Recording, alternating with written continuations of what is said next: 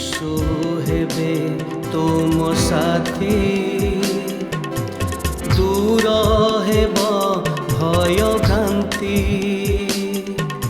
से तो जगतर ज्योति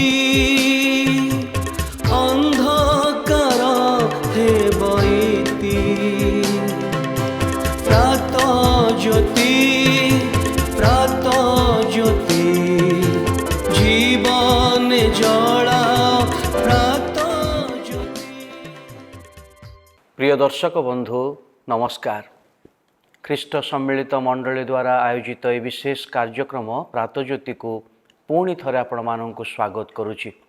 आज विशेष कार्यक्रम रे आपण मानकर उपस्थिति एवं आपण मानकर अपेक्षा निमंते मो ईश्वर निकट धन्यवाद करू करू आपण मानक निकट धन्यवाद जनाए। जदि ए कार्यक्रम आपण को भल लगु थाए एवं आपण जीवन रे किछि उपकारी बोली मने करूछंती ताहले केवल निज पाखरे रखंतु नाही, अन्य मानक निकटरे मध्ये याकु शेयर करंतु एवं सब्सक्राइब करंतु, जद्वारा अनेक नूतन विषय गुड़िक आपण मानक निकटरे पहुँचब। आजिर आलोचना ईश्वर आपण को मनोनीत करिसेंते। अनेक युवा युवती माने जेतेबेले सेमानकर जीवन रे सेमाने एक शिशु अवस्था रू किशोर अवस्था को आसंती, किशोर अवस्था रू सेमाने युवा अवस्था को आसंती, अनेक नुआ नुआ चिंताधारा सेमानक जीवन को आसे, अनेक प्रकारर नुआ नुआ धारणा सब सेमानकर जीवन को आसे एवं अनेक प्रकारर नुआ नुआ कार्य करिवा पई सेमाने इच्छा प्रकाश करंती एवं चेष्टा मध्य करंती।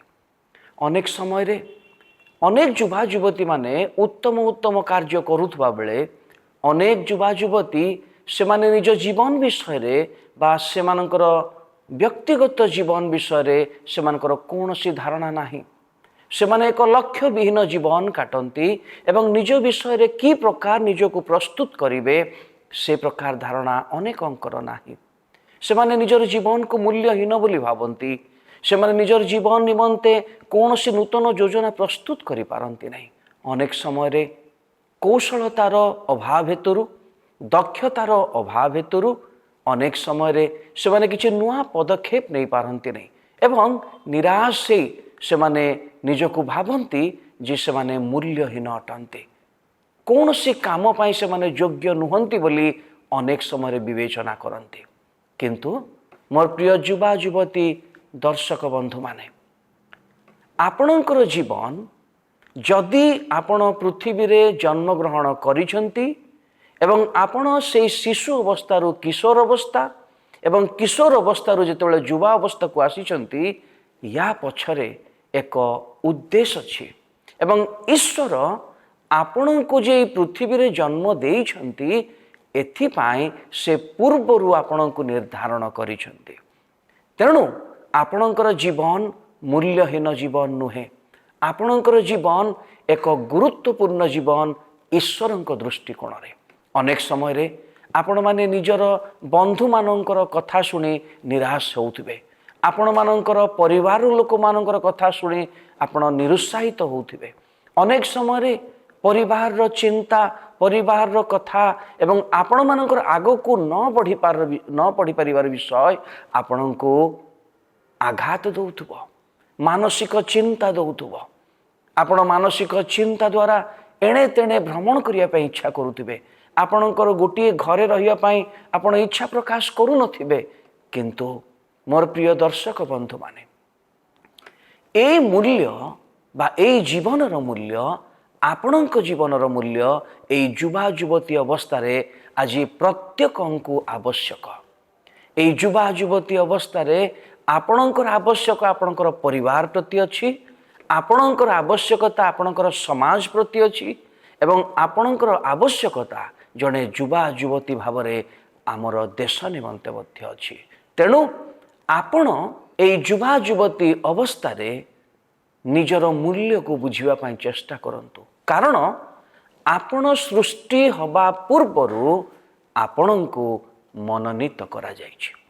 पवित्र शास्त्र बाइबल रे गोटे सुंदर कथा लेखा अछि जने युवांक विषय रे ଏବଂ ସେଇ କଥା ମୁଁ ପଢ଼ିବି ଯାହାଦ୍ୱାରା ଆପଣ ଉତ୍ସାହିତ ହେବେ।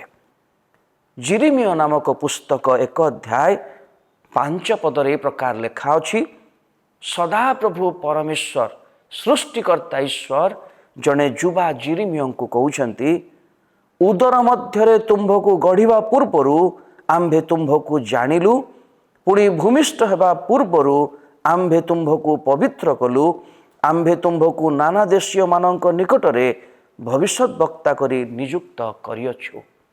ଆଜି ଆପଣଙ୍କର ଯୁବା ଅବସ୍ଥା, ଆଜି ଆପଣଙ୍କର ଯୁବତୀ ଅବସ୍ଥା ମୂଲ୍ୟହୀନ ନୁହେଁ।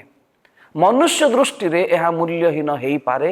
ମନୁଷ୍ୟ ଦୃଷ୍ଟିରେ ଆପଣ ଦୁର୍ବଳ ହେଇପାରନ୍ତି, ମନୁଷ୍ୟ ଦୃଷ୍ଟିରେ ଆପଣ ଅକାମୀ ହେଇପାରନ୍ତି, କିନ୍ତୁ ଈଶ୍ୱର ଆପଣଙ୍କର ସୃଷ୍ଟି ହେବା ପୂର୍ବରୁ ଆପଣଙ୍କ ନିମନ୍ତେ ଏକ ଯୋଜନା ପ୍ରସ୍ତୁତ କରିଛନ୍ତି। ଆପଣ ଏହି ପୃଥିବୀରେ ଭୂମିଷ୍ଠ ହେବା ପୂର୍ବରୁ ଈଶ୍ୱର ଆପଣଙ୍କୁ ଜାଣନ୍ତି ଏବଂ ଈଶ୍ୱର ଆପଣଙ୍କର ଯୋଜନା ପ୍ରସ୍ତୁତ କରିଛନ୍ତି। ତେଣୁ ଆପଣଙ୍କର ଜୀବନ ମୂଲ୍ୟହୀନ ନୁହେଁ। ଆପଣ ପୂର୍ବରୁ ମନୋନୀତ କରାଯାଇଛନ୍ତି।